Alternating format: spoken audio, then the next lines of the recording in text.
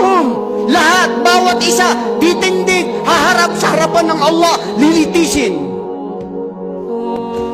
At ang bawat kamay at dila, mata, paa, magsasalita.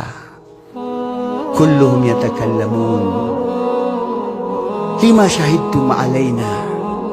Bakit kayo magsasaksi ngayon sa inyong mga sasabihin? Ang Allah ang lumikha. Siya ang nagbigay pahintulot na magsaksi at magsalita ang lahat.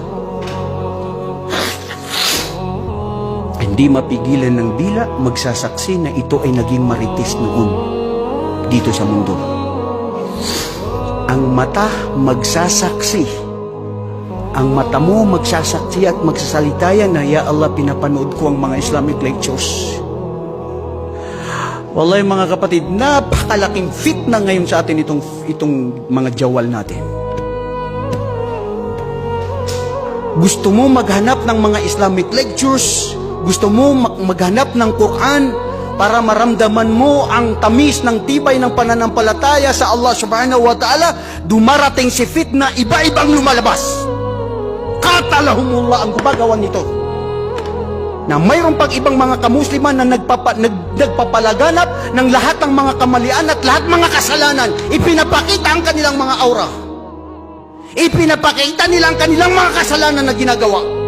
Mga walang hiya. Laysa lahum muru'ah. Balhum adal. Sobra pa sa mga hayop.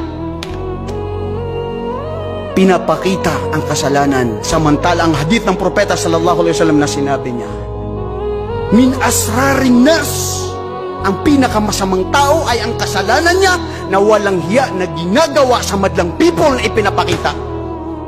Paano ka papatawarin ng Allah? Itinago na niya, tinakpan niya ang baho mo at kasalanan mo na hindi malaman ng mga tao. Kinabukasan pinapakita mo ang kasalanan mo na ginawa mo, bro. Sister! Ya Allah, a'udhu billah.